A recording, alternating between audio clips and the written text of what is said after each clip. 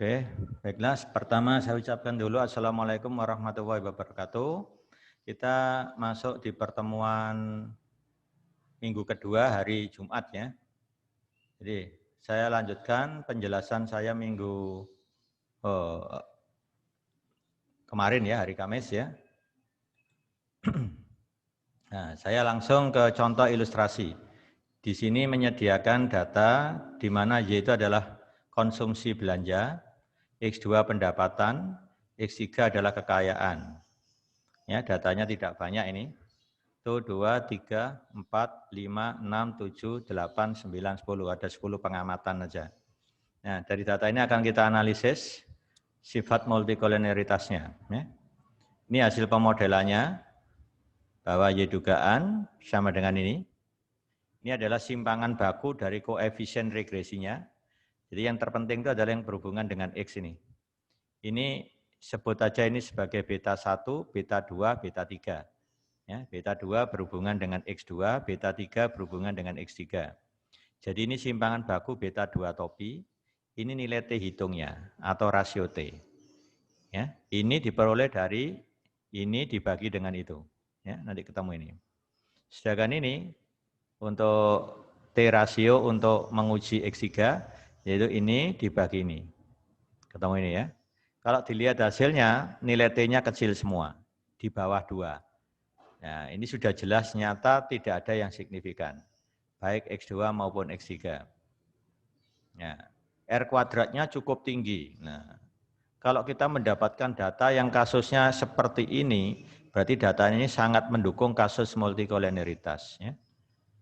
Nah, nanti Anda coba mencari data yang menemukan kasus multikolonialitas paling tidak sudah mirip dengan syarat-syarat atau ciri-ciri terjadi multikolonialitas. Ya. R kuadrat tinggi, sedikit sekali yang signifikan. Kebetulan ini variabel prediktornya hanya 2, jadi mudah dicek. Ya. Nah, dari kasus multikolonialitasnya ini cukup serius ya. R kuadrat tinggi, mendekati 1, nggak ada yang signifikan. Tapi uji secara serentak menyatakan bahwa dia sangat signifikan. Ya, ini kan dari rata-rata kuadrat regresi dibagi rata-rata kuadrat galat, gitu. Ya kan? Ini dibagi ini. Ini kan 4.282,777 dibagi 46,3494. Ini jelas F-nya sangat besar, sangat tolak H0 atau sangat signifikan. Bisa kita lihat di sini. Nilai F-nya 92,4019. Ini jauh melebihi daerah kritis ya. Daerah kritisnya itu kalau kita cek ya bersesuaian dengan tabel ANAFA ini, F lebih besar F alfa, misalkan alfanya 5%, derajat bebas pembilang 2, penyebut 7. Ya, itu nilainya pasti tidak mencapai ini ya. Ya, jadi ini benar-benar sangat signifikan uji secara serentak, tapi tidak ada satupun yang signifikan. Nah, ini benar-benar ideal ini ya. Kalau kita punya data seperti ini ya. Nah, kemudian secara geometris kita juga bisa melihat selang kepercayaan untuk parameter beta 2 dan beta 3 secara bersamaan. Gitu? Dengan selang kepercayaannya 95%. Gambarnya seperti ini. Nah, ini maksudnya gini, selang kepercayaan 95% untuk beta 2 terletak antara min 1,004 dan 2,887. Sedangkan selang kepercayaan untuk beta 3 ya 95% terletak antara min 0,2332 dan 0,1484. Ini kalau saya gambar, caranya kita cek batas atas untuk elip ini. Nah, jatuh di sini kan? Batas bawahnya jatuh di sini. Ya, jatuh di sini. Hampir di ujung selang kepercayaan. Sedangkan untuk beta 2, batas bawahnya jatuh di sini. Batas atasnya jatuh di situ. Kalau begitu selang kepercayaan bersama antara beta 2 dan beta 3, ya, namanya join, 95% confident interval untuk beta 2 dan beta 3, terletak di dalam elip ini. Ya. Jadi artinya apa? Pasangan antara beta 2 topi dan beta 3 topi kalau berada di sini berarti berada dalam selang. Kalau di luar contohnya di sini. Contohnya di sini, yang saya tandai pakai kursor ini. Berarti apa? Beta 2-nya jatuh di sekitar ini, beta 3-nya jatuh di sekitar ini. Nah, ini berarti di luar selang, gitu ya. Itu cara bacanya kalau bersama. Nah, gitu ya. Jadi yang di luar selang sebenarnya banyak. Misalkan saya ngambil lagi beta 2 sini. Ya toh? Beta 3-nya sini. Nah, titik ini di luar selang juga. Karena beta 2-nya, beta 2 topinya sekian, beta 3 topinya sekian. Kan berada dalam selang ini. Baik beta 3 maupun beta 2. Tapi dia di luar selang kepercayaan bersama. Ya, cara ngeceknya itu, ini tarik ke sini, ketemu batas atasnya beta 3 topi, ini batas bawah beta 3 topi, ini batas bawah beta 2 topi, ini batas atas beta 2 topi. Pokoknya di sekitar itu. Kalau dibuat kotak ya kurang lebih seperti ini. Nah, biar cek titik pasangan tadi. Ya, itu cara bacanya kalau selang kepercayaan bersama. Ya. Nah, kalau kita nguji secara serentak tadi kan beta 2 sama dengan beta 3 sama dengan 0. Ternyata ini ditolak kan? Artinya apa? Paling sedikit ada satu beta J yang tidak 0. Mungkin beta 2-nya, mungkin beta 3. Tapi diuji secara individu enggak ada yang signifikan. Ini kan aneh. Bertentangan ini dengan uji serempak. Nah, ini kasus yang ekstrim ini. Kenapa? Karena ada multikolonialitas yang kuat antara X2 dan X3. Bagaimana cara melihat kenyataan itu? Coba kita regresikan dulu X3 terhadap X2. Benar enggak bahwa X3 dan X2 ini berkorelasi kuat? Bisa dilihat model regresi ini. Ternyata apa? Nilai simpangan bakunya sangat kecil, sehingga nilai rasio T-nya sangat besar. Cenderung apa? Cenderung sangat signifikan. Berarti benar-benar X2 mempengaruhi X3. Nah, padahal harusnya X2 dan X3 masuk dalam model kan. Nah, tapi X2 berpengaruh kuat terhadap X3. Nah, dampak inilah yang menyebabkan R kuadratnya tinggi, secara individu tidak ada yang signifikan. Nah, gitu ya. Ideal sekali kan ini. R kuadratnya tinggi ini. Pengaruh X2 terhadap X3 itu ya, X2 bisa menjelaskan variasi X3 99,79%. Nah, sangat kuat ini multikolonialitasnya ya, hampir sempurna. Ya. Nah, kalau sudah tahu kenyataannya seperti ini dan dia sangat signifikan, ya toh, maka kita tidak bisa meregresikan langsung Y terhadap X2 dan X3. Kenapa? Kalau kita menjelaskan pengaruh X2 terhadap Y tidak bisa secara parsial. Karena X2 dan X3 itu pengaruhnya kuat. Nah, sehingga kita kesulitan menginterpretasikan secara parsial kan, maka dilakukan apa? Regresi terhadap masing-masing prediktor. Ini pemecahan menurut cara ekonometrik, ya, cara ekonometrik. Cara lain ada pakai PCA, tapi hasilnya enggak seperti ini, beda teknik, ya, beda teknik. Ini cara yang ditawarkan oleh Gujarati, ya, dia menggunakan cara penyelesaian seperti itu, ya. Dengan mempertahankan apa? Variabel ekonominya tetap ada. Kalau begitu caranya apa? Ya dia pecah. Regresikan Y terhadap X2 dulu, hasilnya bagaimana. Kemudian regresi Y terhadap X3, hasilnya bagaimana. Kalau kita lihat, oh ini, regresi Y terhadap X2 sangat signifikan juga kan. T-nya 14, R kuadratnya juga tinggi. Kemudian regresi Y terhadap X3 juga sangat signifikan. T-nya besar, R kuadratnya juga tinggi. Nah, jadi kalau mau melihat pengaruhnya X terhadap Y harus secara satu-satu begini. Dipecah seolah-olah ya gitu ya.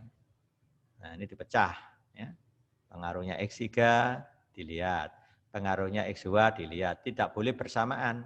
Kalau bersamaan nggak bisa menginterpretasikan kita. Nah, itulah bedanya ya. Ya, jadi seperti itu. Jadi kalau melihatnya secara bersamaan begini nggak bisa. Saya nggak bisa mengatakan kalau X2 naik satu satuan, di mana X3 dianggap tetap, maka rata-rata Y naik sebesar sekian, nggak boleh seperti itu.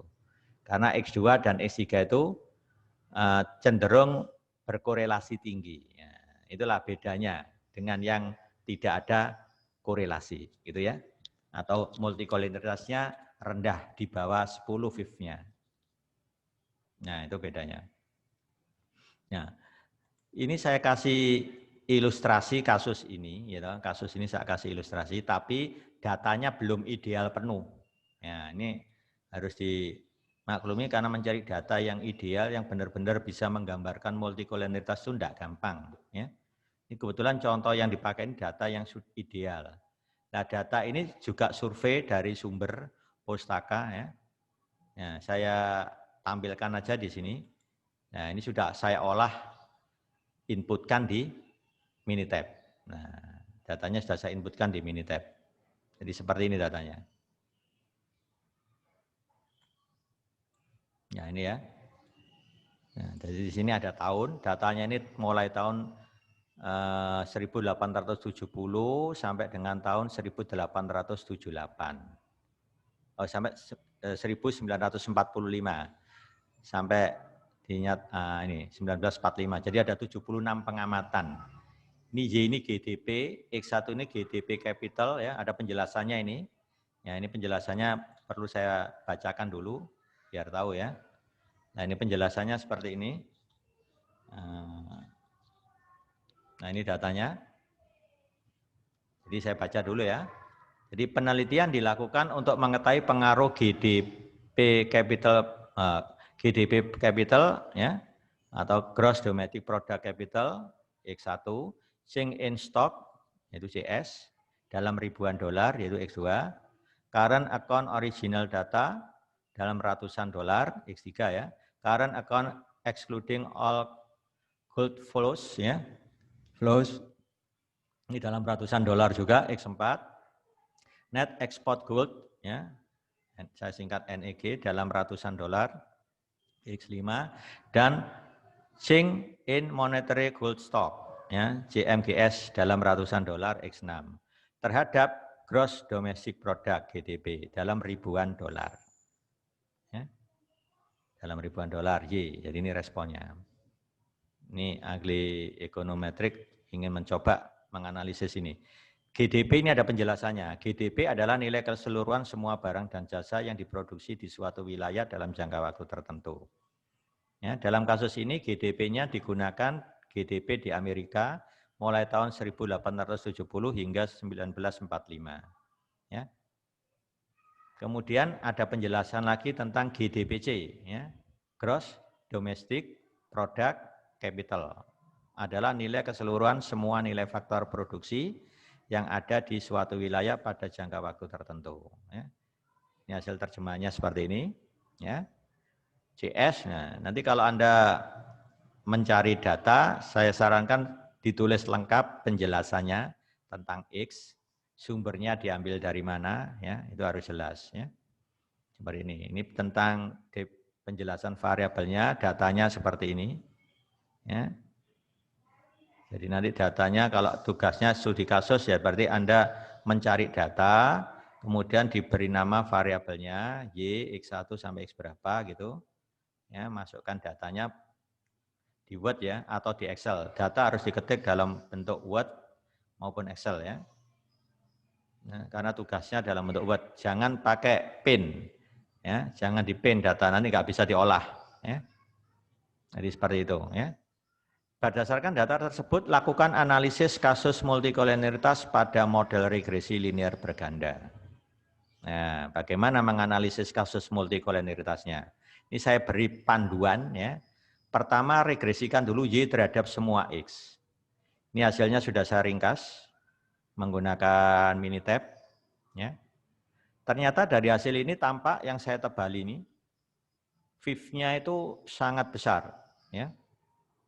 Ini 103.738,531. Ini untuk variabel X3.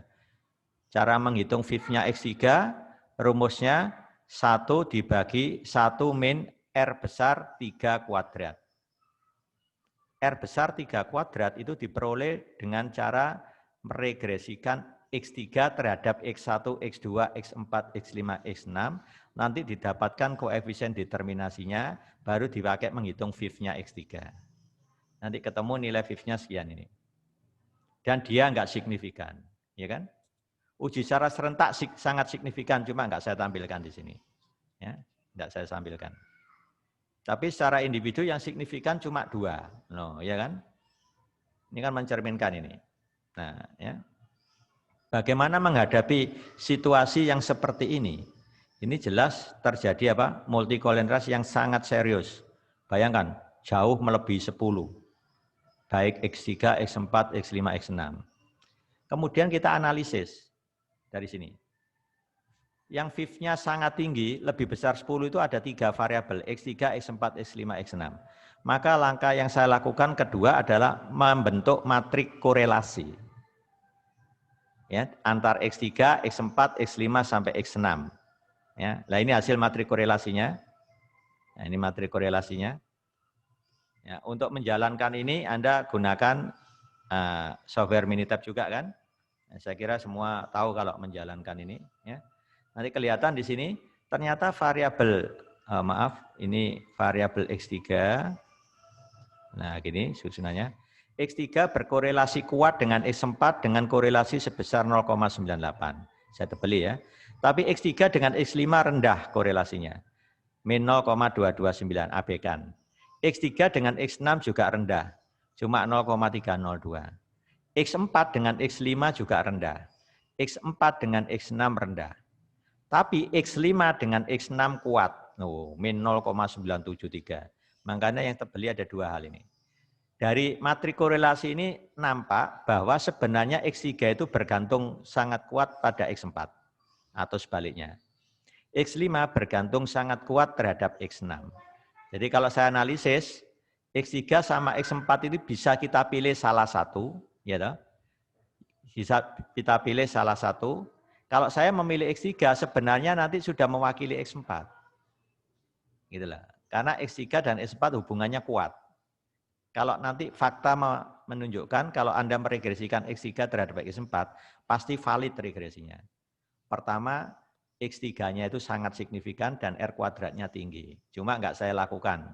Yang terlalu banyak yang tampilkan nanti ya. Bisa Anda cek sendiri nanti. Nanti saya peragakan dengan Minitab kalau ingin lebih yakin lagi ya. Ya begitu. Karena itu saya harus meregresikan nanti yang jelas terhadap X1, X2 iya, ya, karena dia sangat signifikan dan VIF-nya rendah, harus masuk terus ini X1, X2.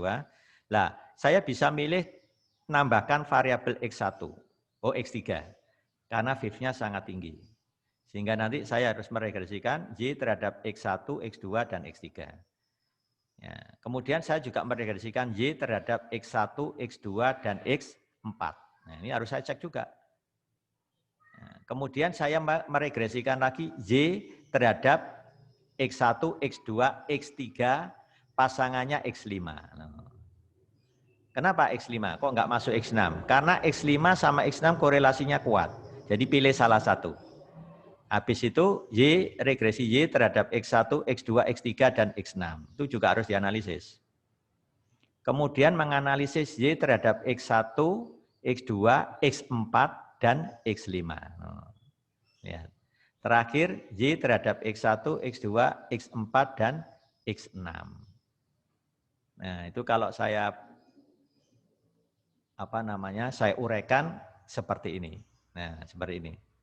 Kemungkinan pertama, dari hasil 2 ini, korelasi tinggi terjadi pada korelasi antara X3 dan X4 yaitu sekian, dan korelasi antara X5 dan X6 yaitu sekian. Selanjutnya, lakukan regresi berikut. Pertama, saya meregresikan apa? Y terhadap X1, X2, perhatikan, ini selalu ikut ya.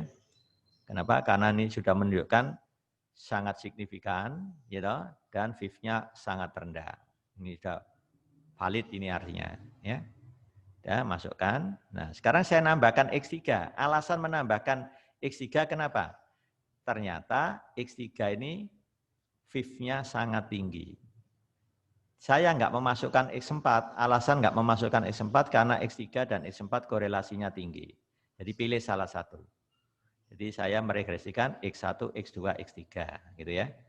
Ini hasilnya ini R kuadratnya 57,2 ya kan. VIF-nya sudah rendah semua.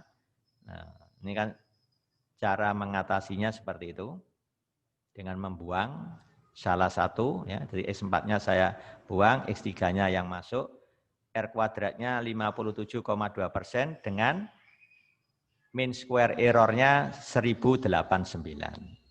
Kemudian saya coba meregresikan Y terhadap X1, X2, X4. Nah, ya, ternyata R kuadratnya malah mengecil. Ya toh? Mengecil. Kalau tadi 57,2, sekarang 55,2 dengan X4. MSI-nya otomatis juga membesar, ya, karena berbanding terbalik kan, membesar.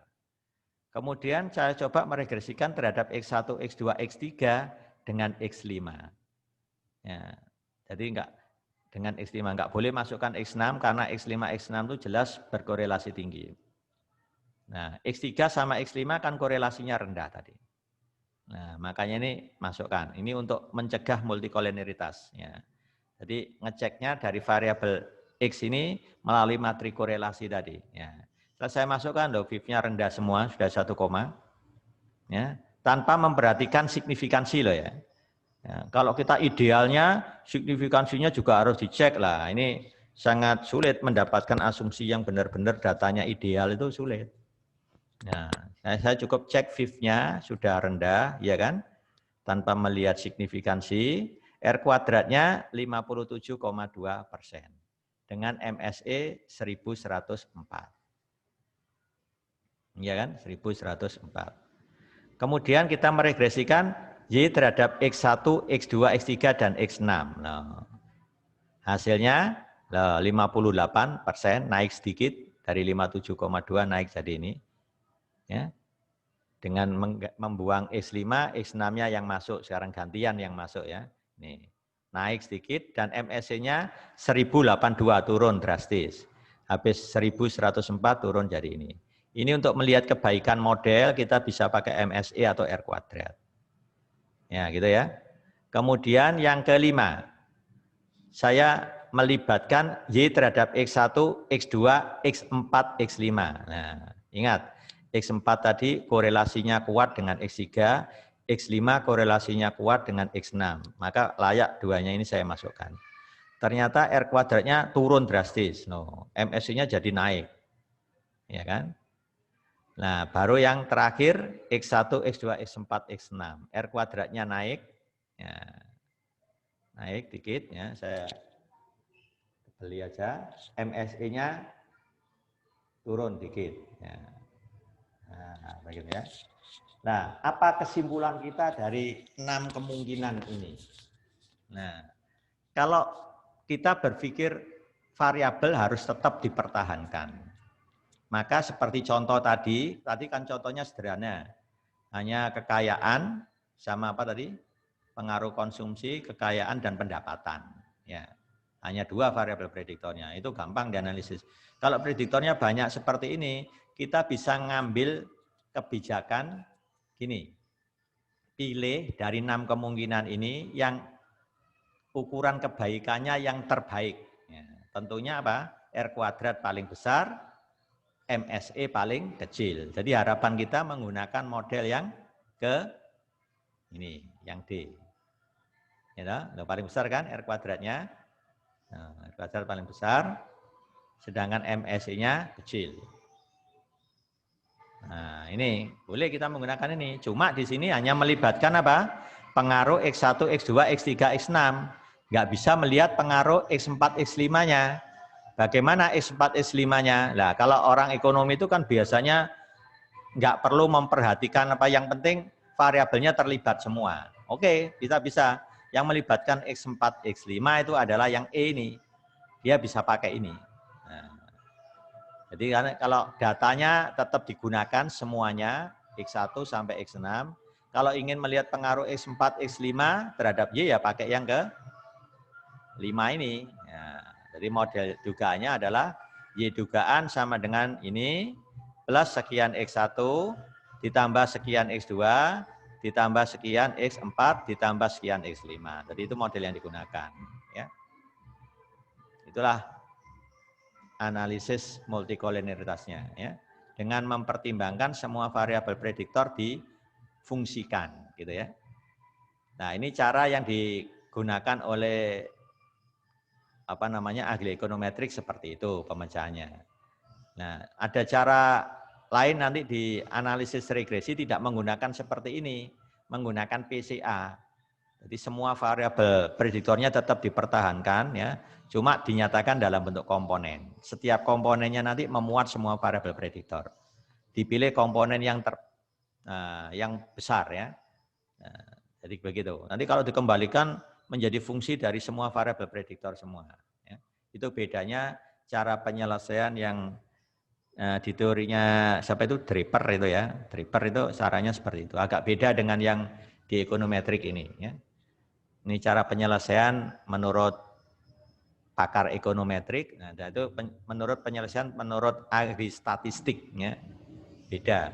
Sebenarnya kalau diterapkan menurut saya pakai PCA itu yang lebih bagus. Jadi nggak milah-milah begini ya. Ini dicari. Nah, ini kebetulan datanya kan kurang ideal juga, kurang mendukung. Lihat R kuadratnya aja yang paling besar cuma 58%. Gitu. Harusnya kan mendekati 90-an gitu kan.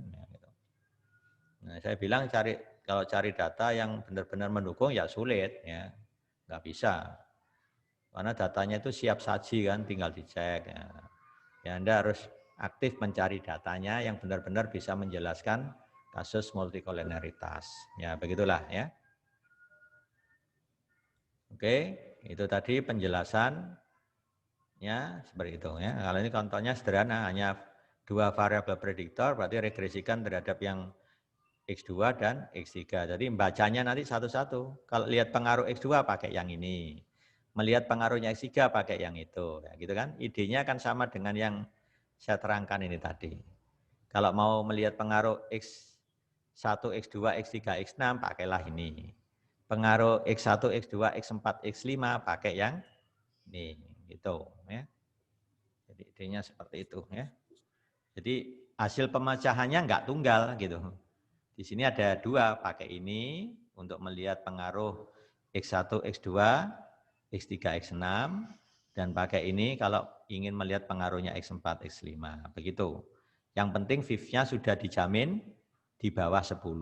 Enggak ada multikoliniaritas. Berarti kita bisa interpretasi secara parsial.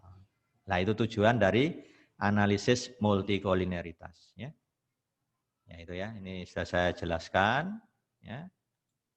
Nah, sekarang kita coba mendeteksi multikoliniaritas. Sebenarnya ini sudah saya terangkan di awal, ini ringkasan sebenarnya ya. Pertama cek dulu, R kuadratnya tinggi, ya toh? Tapi sedikit rasio T yang signifikan. Nah, sudah saya terangkan tadi, ya kan? Nah, ini meringkas ya. Yang kedua, tingginya korelasi berpasangan antar variabel prediktor. Ya. Tadi kan saya cek matrik korelasinya. Antara X3, X4, X5, X6 contohnya tadi. Kan korelasinya tinggi. X3 dengan X4, kemudian X5 dengan X6. Ya, itu ya. Tingginya korelasi itu juga menandakan adanya multikoliniaritas. Gitu. Nah, kemudian memeriksa koefisien determinasi parsial. Nah, rumus koefisien determinasi parsial ini sudah saya terangkan di regresi terapan. Contoh, saya mengingatkan kembali bagaimana cara Anda menghitung ini. R12.34 kuadrat. Ini namanya koefisien determinasi parsial Y terhadap X2. Perhatikan ya. Y terhadap X2. Jadi Y itu diberi indeks 1. Gitu. 2 ini nama variabel X2. 3 itu variabel prediktor X3. 4 variabel prediktor X4. Jadi kalau saya baca, koefisien determinasi ini menyatakan apa? Koefisien determinasi parsial antara Y dengan X2, di mana X3 dan X4 sudah ada dalam model. Ya gitu ya, dilambangkan begini. Kalau ini koefisien determinasi parsial antara Y dengan X3, di mana X2 dan X4 sudah ada dalam model. Rumus untuk menghitung ini masih ingat? JKR apa? X2 syarat X3, X4 dibagi JKG X3, X4. Caranya di mana? Ya sama, JKR X2 syarat X3, X4 itu kan sama dengan JKG X3, X4 dikurangi JKG X2, X3, X4. Ya. Buka lagi rumus di regresi terapan sehingga kita bisa menghitung ini. Ya. Gunanya untuk apa? Mengukur sumbangan. Ya. Variabel ekstranya X2. Kalau variabel X2 saya tambahkan di situ, maka jumlah kuadrat Galat X3, X4 itu akan turun sebesar berapa persen. Itu gunanya koefisien determinasi parsial ini. Ya. Ternyata ini ada hubungannya juga dengan multikolineritas. Ya, itu ya. Dalam regresi Y terhadap X2, X3, dan X4 diperoleh koefisien determinasi, lambangnya begini, yang sangat tinggi. Nah, ya. Tetapi koefisien determinasinya ini rendah, relatif rendah. Ini juga mencirikan adanya multikolineritas. Ya, nanti bisa dicek sendiri ya kalau ingin lebih tahu detailnya ya. Terjadi perubahan besar penduga koefisien regresi. Ya, jika variabel prediktor ditambah atau dibuang. Ya, misalkan nambah variabel prediktor, koefisiennya ini berubah drastis. Dibuang juga demikian, akan koefisiennya berubah drastis. Nah, ini ciri adanya multikolineritas. Ya. Galat baku atau simpangan baku penduga koefisiennya menjadi besar. Ini sudah saya terangkan. Ini kaitannya dengan apa? Matrik inverse X transpose X kali sigma kuadrat. Kalau terjadi multikolineritas, maka diagonal utama dari inverse X transpose X ini akan besar. Ini akan mengakibatkan varian dari koefisien regresinya juga besar. Nah, ini ya dampaknya dari situ. Nah, kemudian yang keenam, tanda penduga koefisien ini berlawanan arah dengan yang diharapkan. Menurut hukum ekonomi harusnya bertanda positif, misalkan aja beta 2 mengukur pengaruh X2 terhadap Y.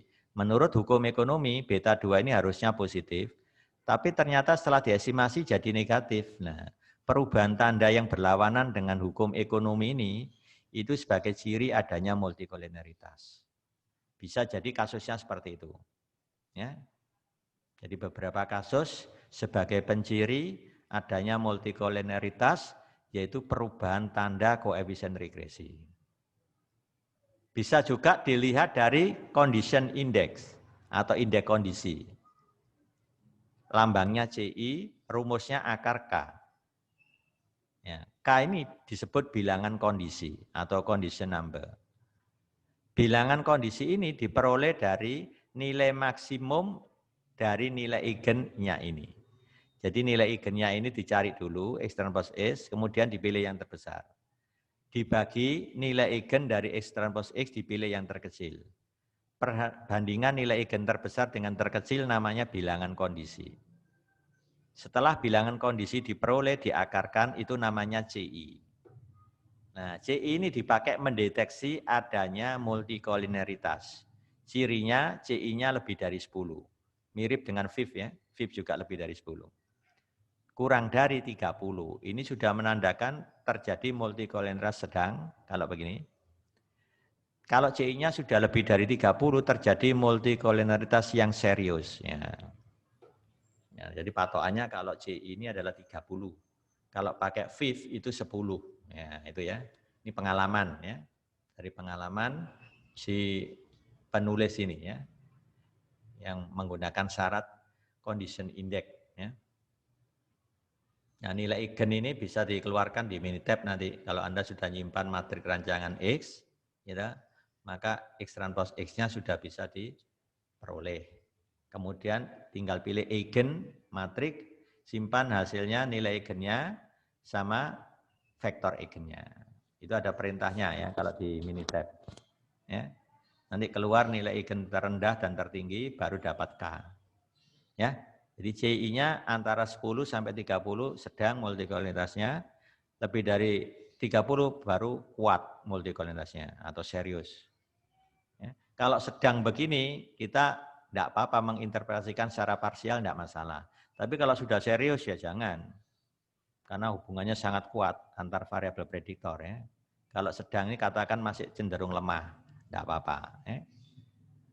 Nah, kemudian nilai VIF. Nah, ya kan, VIF sudah saya definisikan secara resminya ini. Kalau saya ingin menghitung VIF dari variabel X3, berarti J-nya saya ganti 3.